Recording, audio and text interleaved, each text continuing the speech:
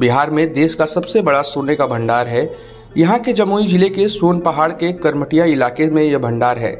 केंद्रीय खनन मंत्री प्रहलाद जोशी ने खुद इस बात की जानकारी बुधवार को संसद में दी।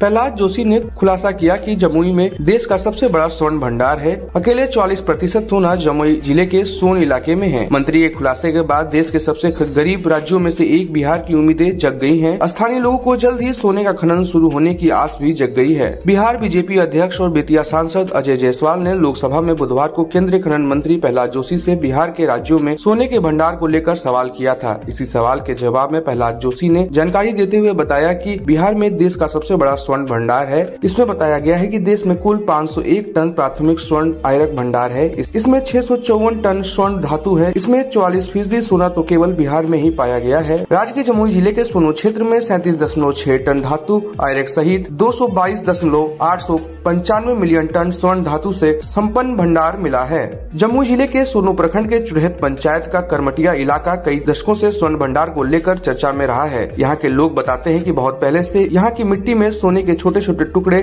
पाए जाते हैं। बहुत पहले लोग करमटिया इलाके के मिट्टी को नदी के पानी से छानकर सोना निकाल लेते थे, जिस कारण ही लगभग 15 साल पहले सरकार की एजेंसी के लोग यहाँ आए थे और महीनों रहकर सर्वेक्षण का काम हुआ था। बताया जा रहा है कि उसी सर्वेक्षण में यह बात सामने आई थी कि जमुई जिले के सोनू प्रखंड के इसी करमटिया इलाके में देश का सबसे बड़ा स्वर्ण भंडार है। यहाँ 44% सोना पाए जाने की बात कही जा रही है। जमुई के सोनू के अलावा अन्य प्रखंडों में भी कई तरह के खनिज आयरक पाए जाते हैं। इसमें भ्रमक के अलावा गोमेद समेत कई कीमती पत्थर भी शामिल हैं। ऐसी स्थिति में बताया जा रहा है कि 15 साल पहले जियोलॉजी सर्वे ऑफ इंडिया के लोगों के सर्वेक्षण के बाद खुदाई महंगी होने के कारण फिर से शुरू नहीं हो पाई, लेकिन आधुनिक तकनीक के माध्यम से अब खुदाई पहले की अपेक्षा सस्ती होने लगी है, तो अब संभावनाएं भी दिख रही हैं। यहाँ जल्द सोने का खनन शुरू हो जाएगा।